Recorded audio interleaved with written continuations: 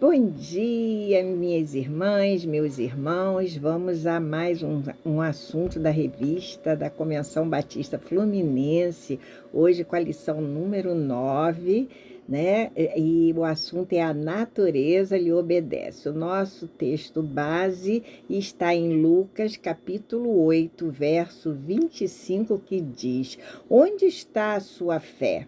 Perguntou ele aos seus discípulos. Amedrontados e admirados, eles perguntaram uns aos outros: Quem é este que até aos ventos e às águas dá ordens e eles lhes obedecem? Né? Então vamos orar ao nosso Deus pedindo sabedoria, né? Querido Deus, eterno Pai, louvado, exaltado, engrandecido seja o teu santo nome, Paizinho. Ó Pai, eu venho te pedir nesta manhã que tu estejas abençoando a cada ouvinte dessa videoaula, abrindo-lhes seus corações e mente para que a tua palavra, Pai, fique dentro deles, Senhor. Como é bom, Senhor, meditar nela dia e noite para o nosso crescimento espiritual, a nossa santificação. Senhor, usa-me como instrumento em tuas mãos, dá-me sabedoria, concatenação, para que tu mesmo estejas, Senhor, a falar através de mim a oração que eu te faço, Paizinho, em nome de Jesus Cristo. Amém. Então, agora vamos ao alvo da lição, que é, ao final do estudo, né? O que a lição quer mostrar, quer dizer, quer transmitir?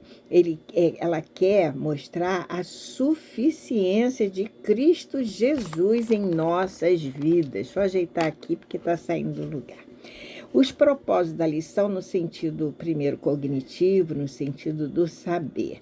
Né? Ao final do estudo, nós deveremos entender que Cristo detém toda a autoridade, domínio e poder sobre tudo e todos. Agora, conhecer o propósito no sentido do sentir. Né? Nós deveremos confiar no poder de Jesus de mudar situações e de mostrar outras saídas para os problemas que nos afligem por vezes. E, finalmente, vamos conhecer o propósito no sentido do agir. O que é que eu devo fazer? Então, ao final do estudo, nós deveremos orar, esperar com fé no agir de Jesus sobre as tempestades que nos chegam, pois certamente Ele nos levará a um porto seguro, a uma situação de paz.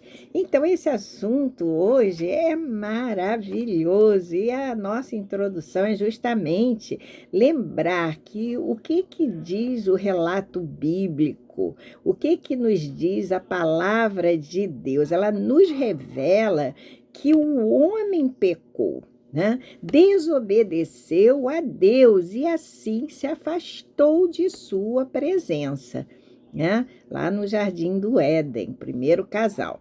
Agora, nessa situação que se encontrava, né, o homem, só havia duas possibilidades.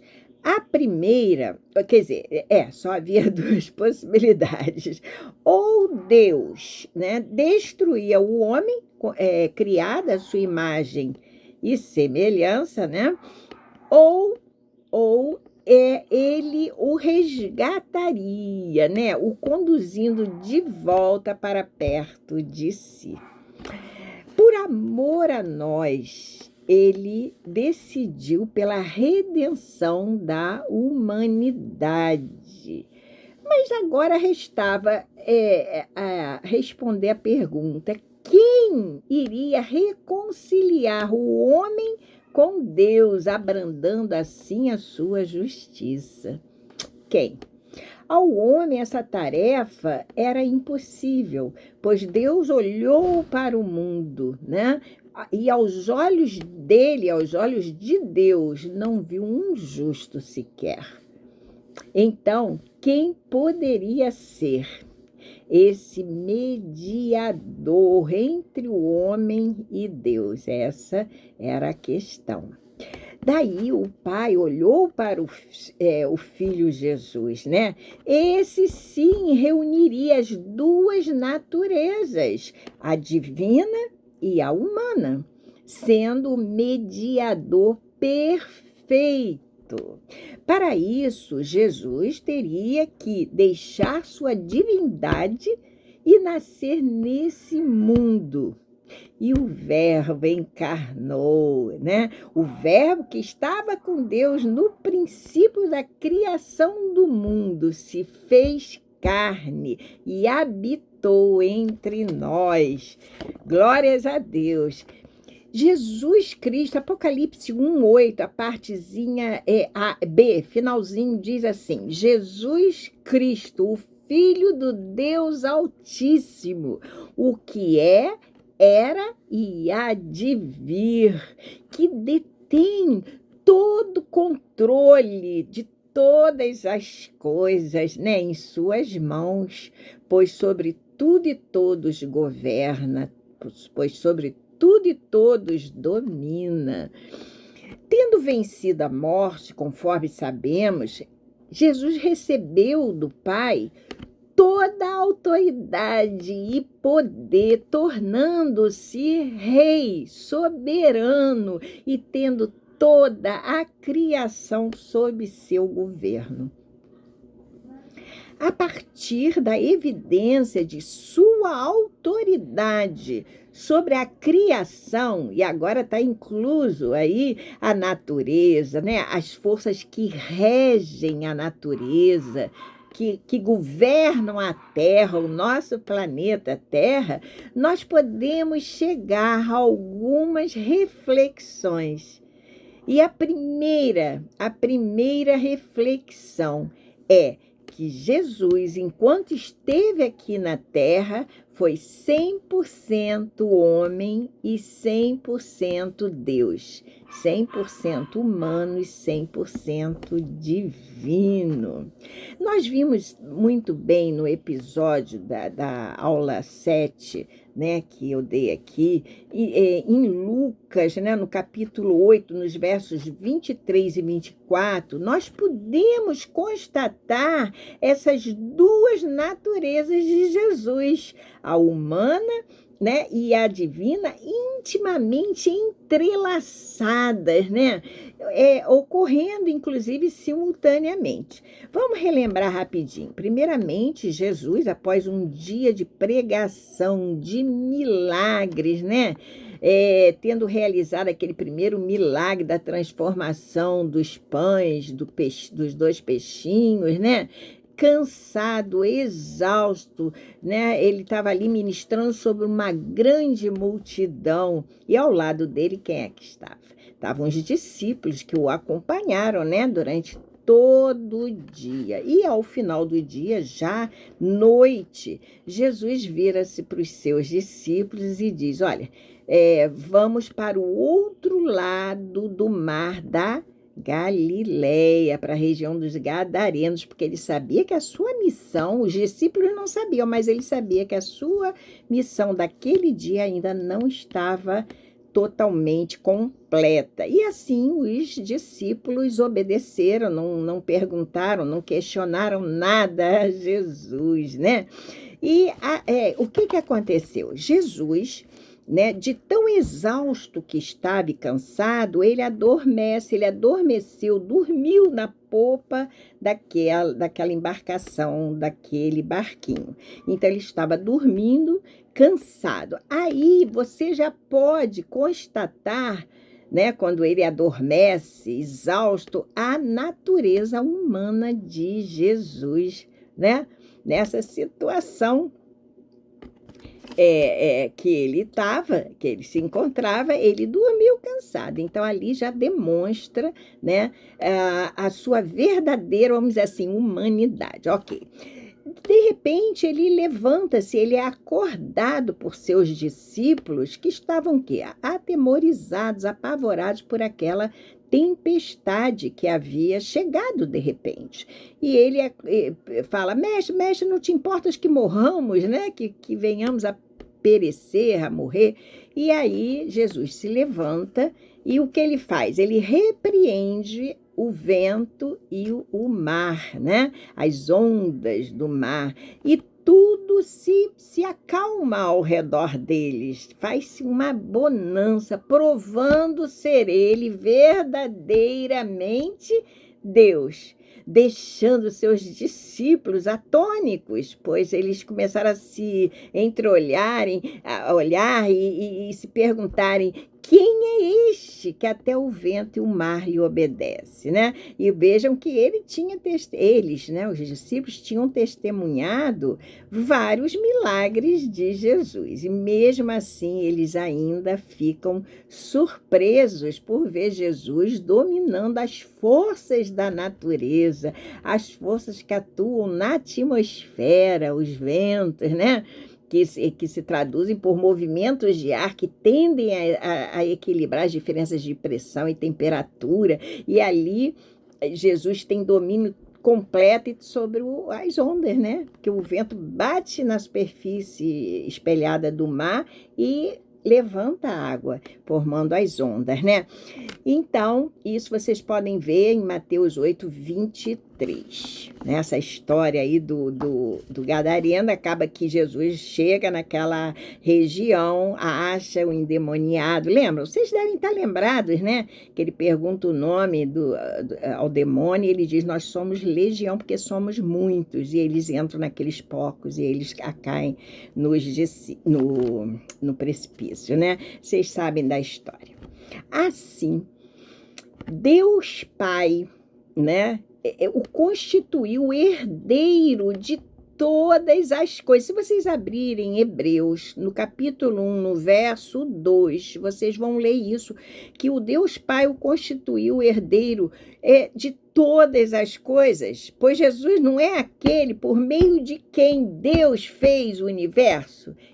Eu costumo até dizer que Jesus foi o mestre de obras de Deus, né? Ele estava juntinho com o Pai na criação do mundo, na criação de tudo, na nossa criação, enfim. Então, se vocês descerem um pouquinho abaixo no verso 3, lá no início do verso, vocês vão ver que é dito que ele, Jesus, é o resplendor da glória de Deus. Não é isso que vocês vão ler? Ou seja, a expressão exata do ser divino. E ainda a gente sabe que nós, se quisermos ver o Pai, nós devemos olhar para o Filho, né? João 14, nos versos 8, 9 e 10, diz isso, né? Quando Jesus fala, vamos ler, vamos ler João 14, eu vou abrir aqui para vocês, aqui, nos versos 8 a 9, aí diz assim, aqui, ó, disse Filipe, eu vou ler aqui, Senhor, mostra-nos o Pai. Não foi isso que ele disse? E isso nos basta, né? Jesus respondeu, você não me conhece, Filipe? Mesmo depois de eu ter estado com vocês durante tanto tempo, quem me vê, vê o Pai. Como você pode dizer, mostra-nos o Pai?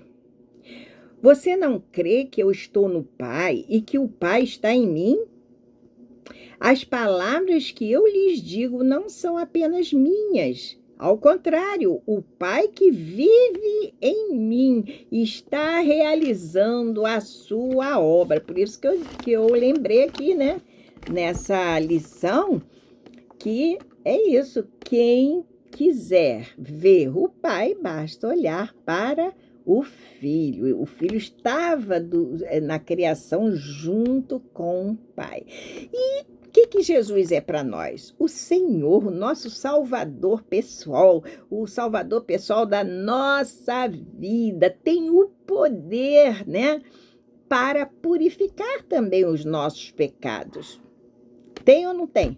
Quando vocês podem ver isso em Lucas 5:20. Eu vou ler também para vocês. Lucas, vou abrir aqui.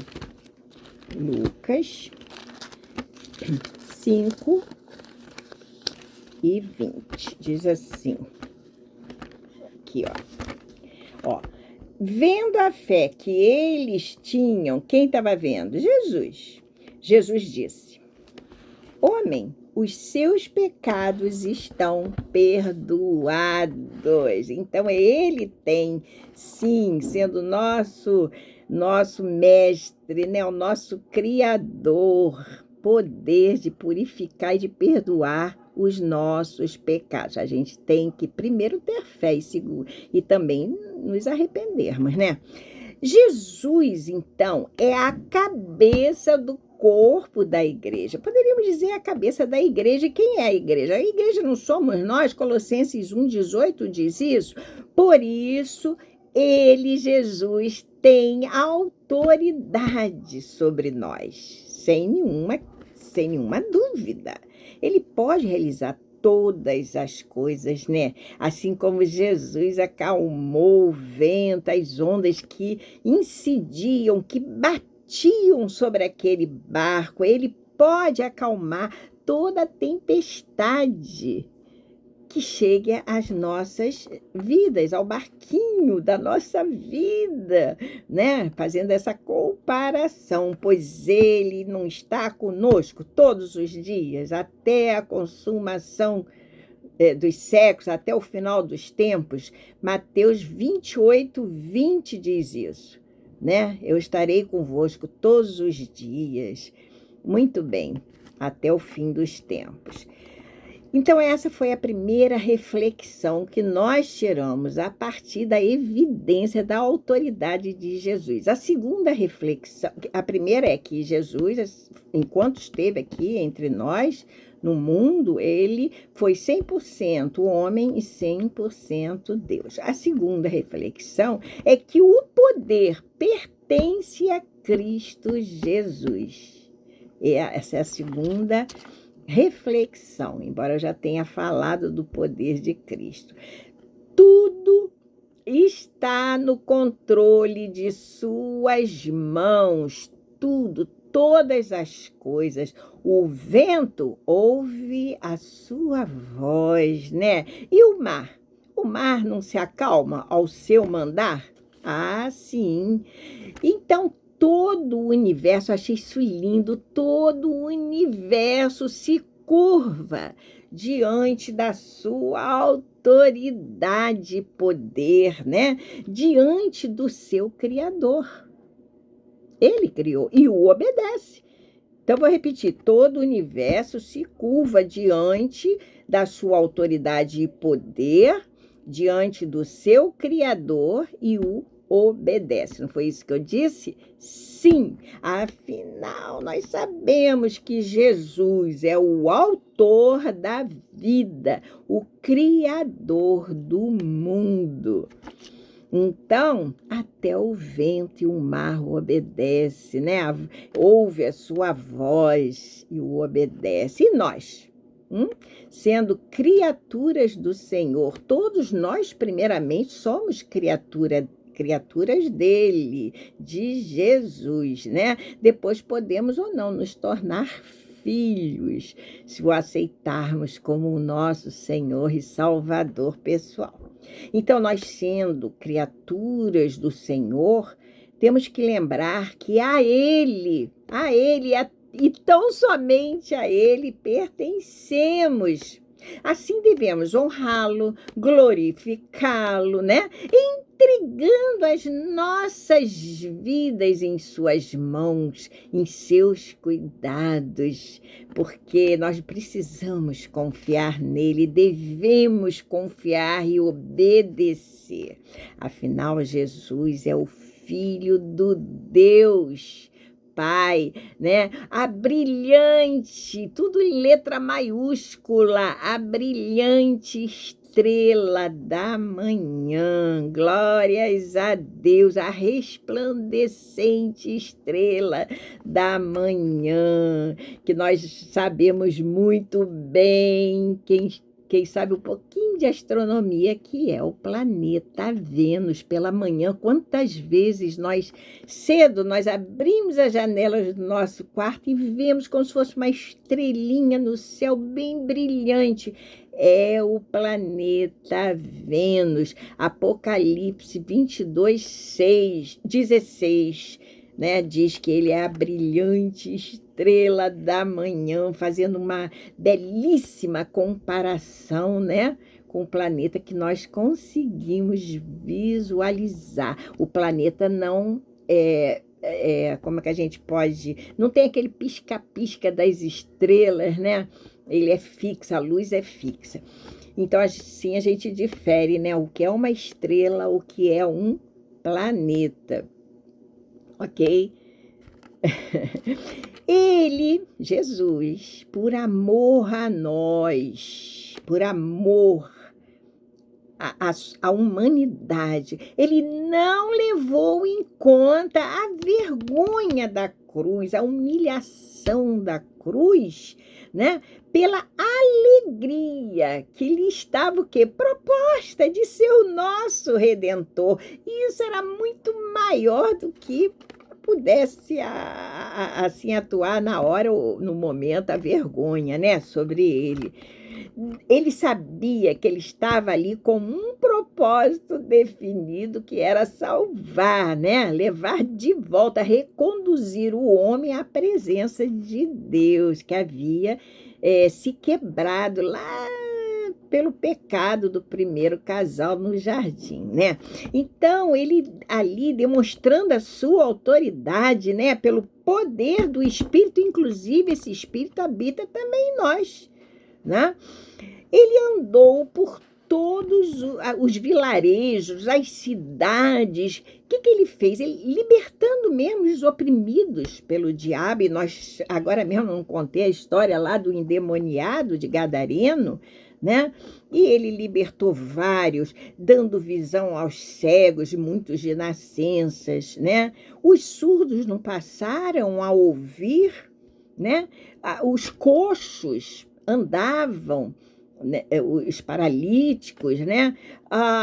Os mudos falavam, os leprosos eram purificados pelo seu poder e os mortos ressuscitados. Perdão, ressuscitados, né? Então, Jesus, ele é a pedra fundamental da igreja. A igreja somos nós. Portanto, ele é a pedra angular. Nós sabemos que em toda construção de grande vulto existe a pedra angular, né? Que faz um ângulo de 90 graus, com duas paredes, 90 graus. Essa pedra aqui, às vezes, traz inscrições da obra, né? E podem guardar algumas informações importantes, né?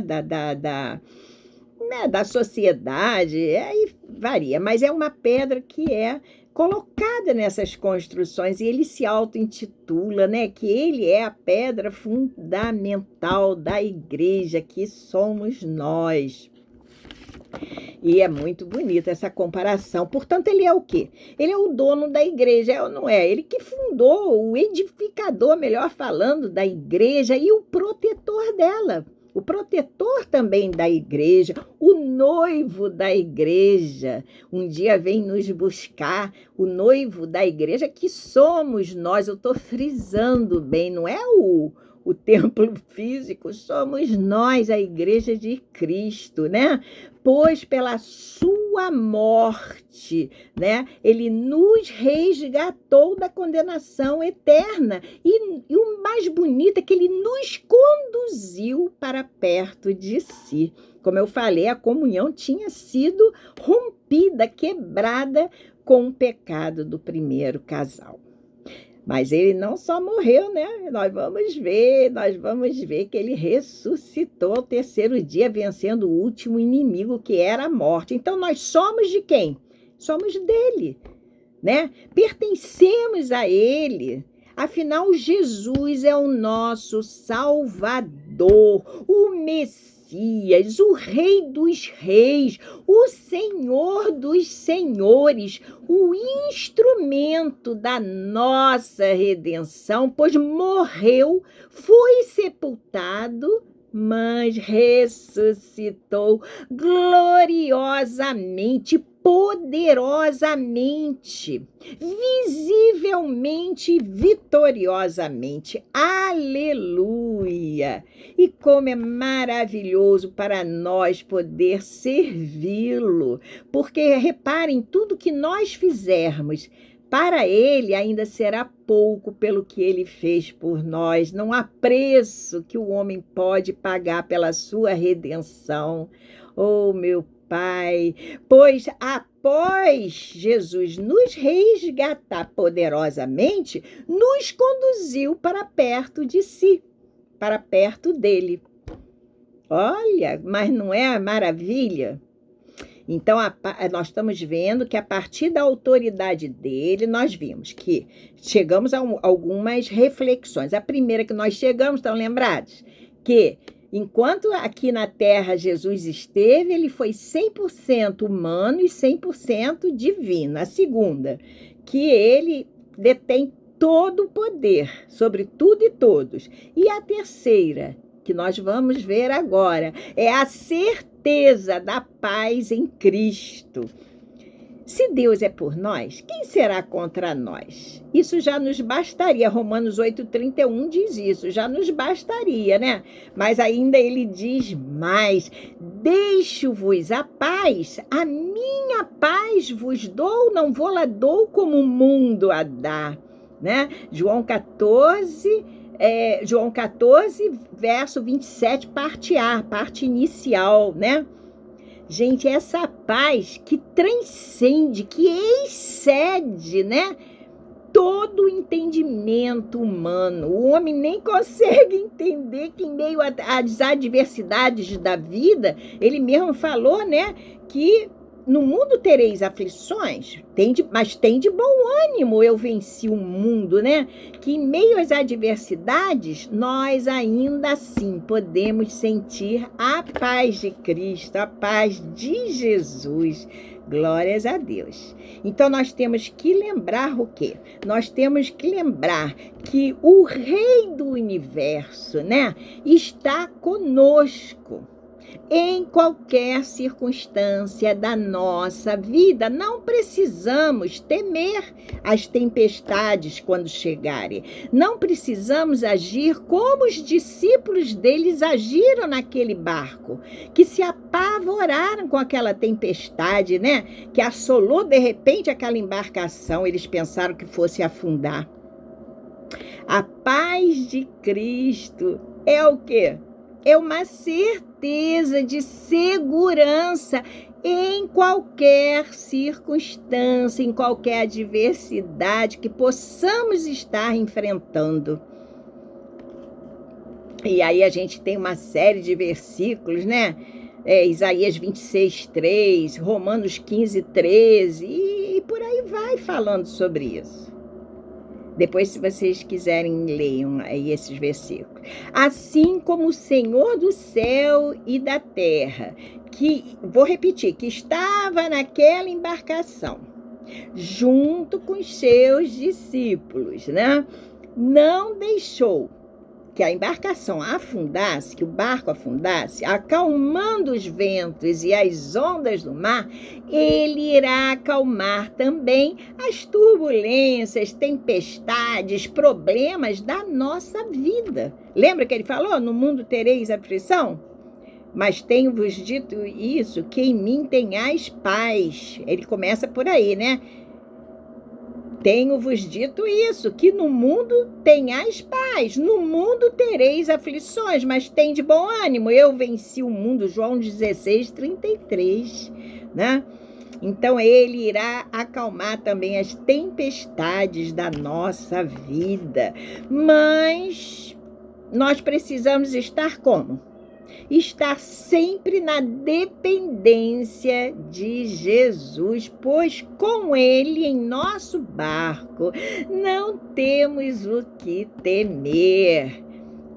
Afinal, as circunstâncias adversas, a gente sabe que elas irão chegar. O próprio Jesus, acabei de ler, disse que nós teríamos que enfrentar. Só que nós temos que lembrar que ao passar por essas dificuldades, esses sofrimentos, né? Essas tempestades, isso tudo irá gerar em nós o quê? Crescimento espiritual, que é a nossa santificação, né? E o nosso fortalecimento da nossa fé, fortalecimento da fé. É isso. Bem, nós temos que parar de olhar para as circunstâncias, para os problemas, né? Nós temos que mudar o foco dos nossos problemas para quem? Para Cristo. Nós temos que clamar por Ele, clamarmos por Deus, pois só Jesus tem poder para acalmar, né? Esses problemas, tempestades que nos chegam, né? Os discípulos, eles tiveram medo, eu falei isso, né? Mas por que eles ficaram amedrontados, aliás, apavorados? Porque eles olharam para as circunstâncias. Quais circunstâncias? Para aquele vento fortíssimo, para as ondas imensas que batiam, né? Através do barco, parecendo até que iria virar aquela embarcação. Então, ao olhar para as circunstâncias, em vez de olhar para Jesus, que eles haviam testemunhado tantos milagres, eles ficaram com medo, apavorados. E nós temos que olhar sempre para Jesus, o autor, o consumador da nossa fé. Hebreus 12:2 diz isso, né? Que Jesus é o autor e o consumador da nossa fé. Hebreus 12:2. Agora eu quero fazer uma pergunta a vocês. Qual tem sido a sua tempestade? Hein? É só pensar. Qual tem sido a sua tempestade? Entregue esse seu problema nas mãos de Cristo Jesus, pois Ele, tão somente Ele, tem o domínio, toda a autoridade e poder para resolvê-la, né? Ore, espere e confie, porque a tendência é a gente a querer tomar as primeiras partidas e decisões, né? As tomadas de decisão têm que ser conforme a vontade de Deus. Então, ore e confie, espere, tenha fé. Como está escrito em Hebreus 6:19, que diz o quê? Que Jesus é a âncora da nossa alma, né? Então, Ele é o nosso porto seguro, Ele é a nossa paz. Então, a nossa videoaula está terminada por hoje. Espero que todos tenham gostado e aprendido bastante e que aproveitem e apliquem todos esses ensinamentos que vocês têm obtido através desses estudos na vida de vocês. Fiquem com Deus. Até a próxima videoaula.